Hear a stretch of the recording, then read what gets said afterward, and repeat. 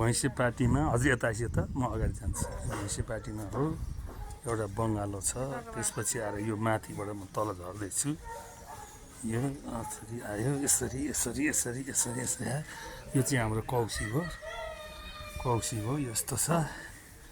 यसपछि आएर यो चाहिँ हाम्रो रोड भयो, डबल रोड छ हाम्रो। त्यहाँदेखिको त्यो कौसी नै हाम्रो। त्यसरी आएर यसरी यसरी यसरी यसरी यसरी यसरी यसरी आएर यसरी हाम्रो आउने अगाडिको बाटो यो भयो। त्यसपछि आएर यो फुलहरू सबै हाम्रो भयो, फुलहरू लागेको छ। यो तल बाटोमा इँटा बिछाइरहेको छ, त्यो ब्लकहरू बिछाइरहेको छ। त्यो मेन बाटो त्यो पर हो, त्यहाँ चाहिँ पिच रोड हो। भैँसी पार्टी हो यो। यसरी आएर यसपछि आएर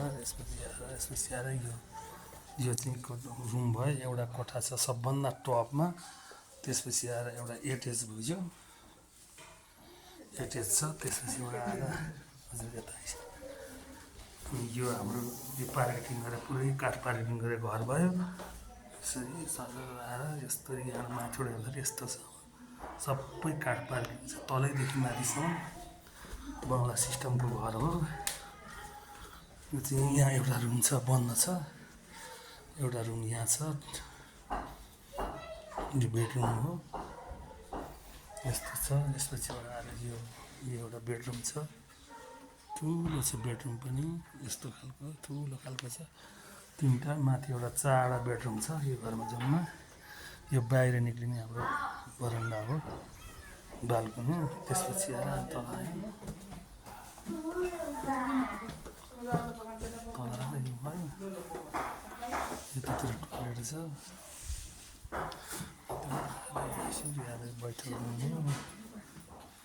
यो चाहिँ उहाँहरूको बैठक हो, सानो चटक्कको बङ्गालो सिस्टमको घर हो। यो तलको किचन भयो, यस्तो डिजाइनको भयो। यो हाम्रो गाडी राख्ने ठाउँ भयो, गाडी राख्ने ठाउँ भयो। यस्तो छ, फुलहरू छ। गाडी करिब करिब एउटा गाडी, दुई तिनवटा मोटरसाइकलहरू आउँछ। यस्तो छ बङ्गालो सिस्टमको। यो फुलबारी सबै बनाइ चाहिँ हाम्रै भयो, यस्तो छ। यस्तो भयो। यसरी आएर हामी बाहिर निक्लिन्छौँ।